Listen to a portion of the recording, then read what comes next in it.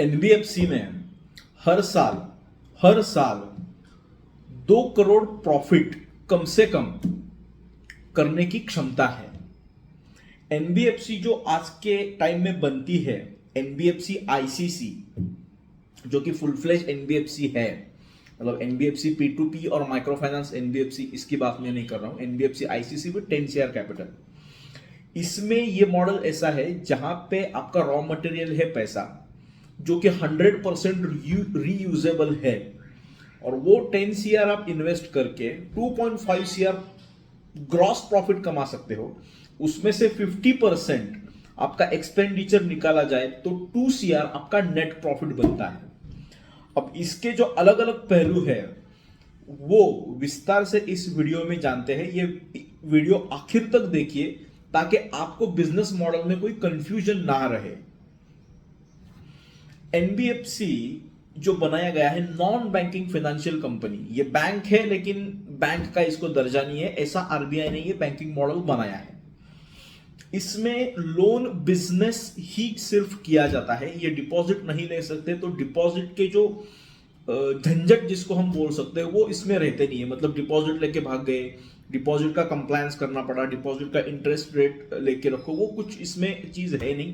Purely loan making business है, सिर्फ loan पे फोकस करना है। तब लोन के लिए चाहिए कैपिटल, तो अब जब आप एनबीएफसी बनाते हो तभी आपका कैपिटल 10 CR होता है, इसके अलावा आप एनबीएफसी बना नहीं सकते। जब कैपिटल कम पड़ता है तो सबसे बढ़िया चीज ये है कि आप बैंक से लोन ले सकते हो, और बैंक भी बहुत खुश होकर एनबीएफसी को लोन देता है, क्योंकि बैंक खुश इसमें है कि उनको 12% से एक फिक्स्ड नॉन एनपीए एंटिटी मिल गया है कि जिसको हम लोन दे वो रिपे करे। एनबीएफसी खुश क्योंकि वो 12% से लेके 25%, 36% तक ये आगे लोन दे सकता है। एंड यूजर भी खुश ये है कि उसको क्विकली लोन मिल गया, क्योंकि लोन चाहिए तो उसको परेशानी है, तो उसमें उसको टेक्निकलिटीज में, पेपर वर्क में जाने के अलावा क्विकली लोन मिल गया, वो खुश है, वो रिपे कर देगा, कुछ एडिशनल इंटरेस्ट रेट है तो भी। तो इसी के कारण ये बहुत ही पॉपुलर मॉडल बनता जा रहा है। अभी रिलायंस, मतलब अपने अंबानी जी ने भी इसमें पाव रखे हैं, उन्होंने भी एक अपनी एनबीएफसी बनाई है जिसका सीधा कंपटीशन बजाज फाइनेंस से होगा।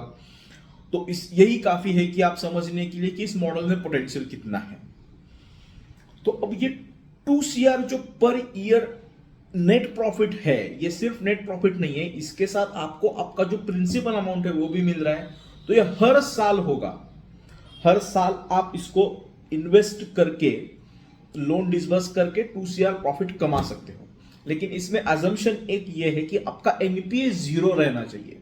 जब भी आप एनबीएफसी बनाओ तो एक पहला जो आपका स्ट्रेटेजिकली काम होगा, उसमें एक काम ये होना चाहिए कि हमारे सारे लोन 0 एनपीए कैसे हो। टारगेट 2% 3% एनपीए का नहीं रखना है, 0% एनपीए।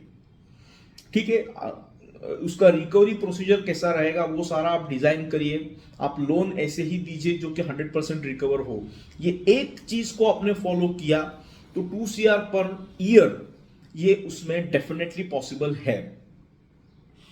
अब इसमें और एक चीज ये है कि मैं जो ये 2 CR बोल रहा हूं वो 12 मंथ्स साइकिल पकड़ के है। मतलब आपने 10 CR का लोन दिया 12 महीनों के लिए, अगर आपने ये लोन 6 महीनों के लिए 7 महीनों की साइकिल बना ली तो आपका प्रॉफिट डबल भी हो सकता है। तो ये पोटेंशियल इसमें है। तो अब आप कैसे डिजाइन करते हो इसको, उस पर ये निर्भर रहता है। और एक सबसे इंपॉर्टेंट इसमें चीज ये है कि आप पैन इंडिया काम कर सकते हो। मतलब ऐसा कुछ इसी डिस्ट्रिक्ट में करना है, डिस्ट्रिक्ट के बाहर नहीं करना है, अलग स्टेट में नहीं जा सकते, ऐसा कुछ नहीं है। फ्रॉम द डे वन आप पैन इंडिया काम कर सकते हो, पूरे जोरों शोरों से काम कर सकते हो। इस पे आरबीआई का लाइसेंस आपको मिला हुआ रहता है, तो आपको रिकवरी में कोई दिक्कत नहीं आती। रिकवरी का जो प्रोसीजर है वो सेट है, आपको उसके पूरे राइट्स मिलते हैं और आप करिए। लेकिन मेरा सजेशन ये रहता है कि आप रिकवरी की एक इथिकल प्रैक्टिस बनाइए। रिकवरी मतलब ऐसा हार्श रिकवरी नहीं होनी चाहिए, एक ethical soft cornered recovery process आप डिजाइन करिए, अकॉर्डिंगली लोन दीजिए और एक गुड सोशल कॉज के साथ एनबीएफसी चलाइए, तो इसके लॉन्ग रन में आपको अवश्य अच्छे फायदे देखने को मिलेंगे। तो ये चीजें हैं बेसिकली एनबीएफसी में।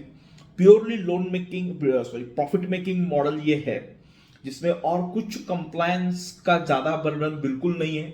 एक सिंपल कंप्लायंस जो भी हर प्राइवेट लिमिटेड को करने पड़ते हैं वो कंप्लायंस, प्लस आरबीआई का एक कंप्लायंस इसमें करना पड़ता है। तो कॉम्प्लेक्सिटीज इसमें बिल्कुल है नहीं। 100% प्रमोटर का कंट्रोल रहता है। आपके लाइफ लॉन्ग आपने किसको कितना भी बड़ा किया तो इसका कंट्रोल अभी का रहने वाला है। कोई और आके इसको ले नहीं जा सकता, क्योंकि आपका शेयर होल्डिंग पे आपका कंट्रोल डिसाइड होता है।